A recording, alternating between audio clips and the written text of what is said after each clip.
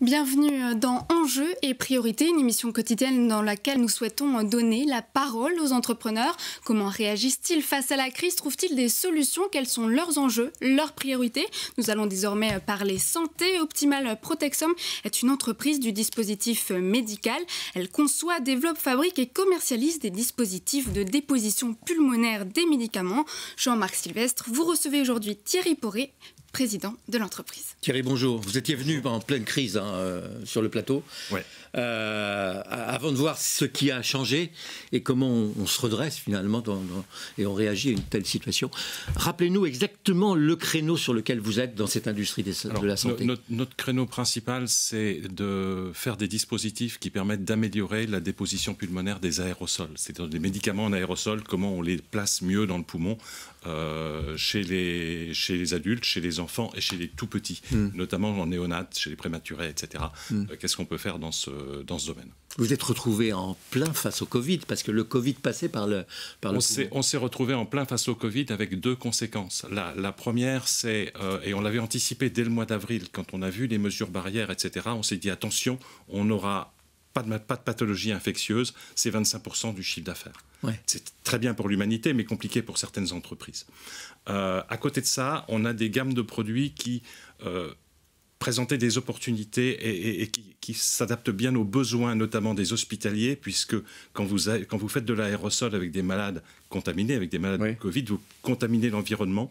Et on a des dispositifs d'inhalation qui s'adaptent sur des circuits et qui évitent ce genre on transforme qui sécurise on fabrique des maladies nosocomiales, là. Oui. Quelque part. Donc on le faisait. Donc vous luttez. On le faisait, mais avec le Covid, on s'est rendu compte que c'était grave. On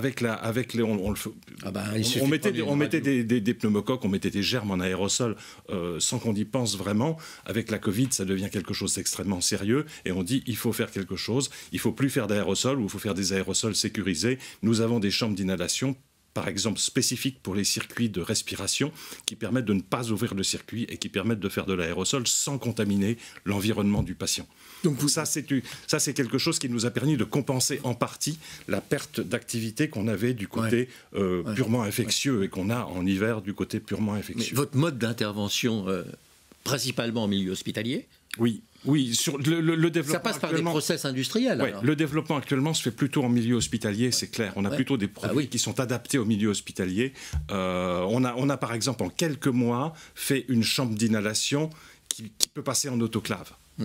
Et là, en 3 mois, on a transformé une chambre d'inhalation pour qu'elle soit autoclavable. Et dès aujourd'hui, on en vend déjà au Japon, on en vend en Golfe. Ça fait partie des choses qu'on a appris. On s'est adapté, on a essayé de s'adapter très vite. Et ça, on l'a fait grâce à des équipes qui ont été vraiment exceptionnelles. On a des gens, des filles qui sont venues travailler avec la peur au ventre pendant le premier confinement, mais elles sont venues travailler pour faire avancer les choses, pour pouvoir distribuer et vraiment... Un grand merci à toutes nos équipes qui sont remarquables. Dans cette lutte-là contre le Covid, vous avez un rôle particulier ou pas?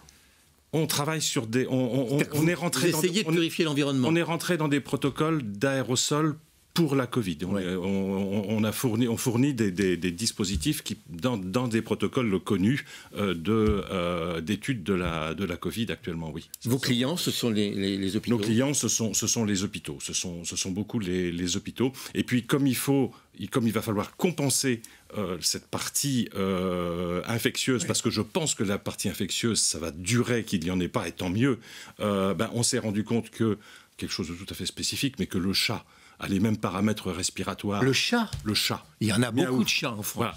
Voilà. Le chat a les mêmes paramètres respiratoires que la néonate, qu'un bébé en néonatal. On a travaillé beaucoup sur la néonate. On a fait un dispositif pour les chats. Il y a 10 millions de chats asthmatiques en Europe. Donc on a un dispositif qui va sortir pour les chats asthmatiques. Là, vous allez changer et qui vont bénéficier des travaux. Là, vous allez changer de circuit de distribution. C'est plus l'assurance maladie qui va intervenir. Tout à fait. Et ils vont bénéficier, les chats, des travaux qu'on a fait pour les bébés en néonate. C'est merveilleux. Ah non, absolument. Ils vont bénéficier de toutes les recherches qu'on a fait contre le Covid et contre avec un produit qui va sortir dans quelques jours. Bon, ça s'appelle comment l'entreprise? L'entreprise Optimal Protexom. .com.fr .com.fr, les deux marches. Merci beaucoup. Merci beaucoup. Au revoir. Merci Jean-Marc, merci Thierry Poré. Je rappelle que vous êtes le président d'Optimal Protexum, une entreprise qui conçoit et fabrique des dispositifs médicaux.